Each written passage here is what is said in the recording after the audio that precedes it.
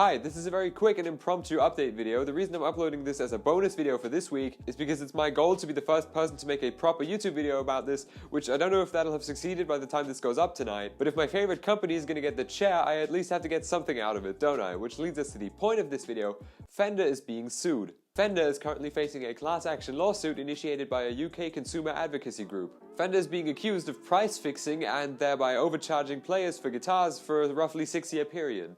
If you don't know what price fixing is, in layman's terms, I suppose it's when two or more market competitors agree to simultaneously raise, fix, or lower their prices. When two or more competitors do this, it's simply illegal because it goes against the entire principle of free market competition, wherein each competitor individually decides whether to maintain, raise, or lower their prices. This lawsuit is rooted in a 2020 ruling by the UK's CMA, which essentially states that guitar players saw zero difference in price while shopping around for guitars. This could allegedly have affected millions of musicians between 2013 and 2019, who, if the lawsuit is successful, could be entitled to some compensation. Also, Fender allegedly refused to give any comment to the Times about this ongoing process. So what's my 2 cents on this? Well, first of all, they absolutely had this coming, and I say that as a die-hard Fender shill. In fact, it pains me to say this with this wall of Fender guitars and paraphernalia behind me, but laws like the ones to prevent price fixing are in place for a reason, to keep this economy going, you know? So they had that coming. Personally, I also think that it's a bit silly, petty, and extreme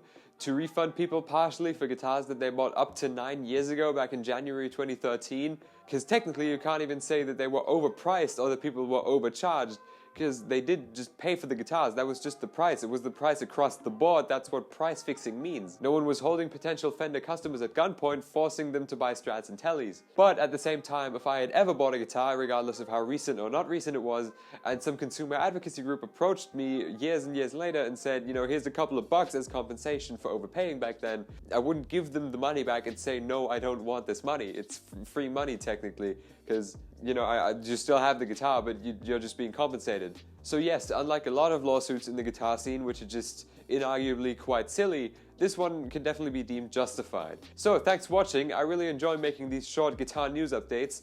Latest video somewhere up here, sub to the channel somewhere down there, social media is linked in the description. Like, subscribe, comment, hit the bell. I'll see you next week.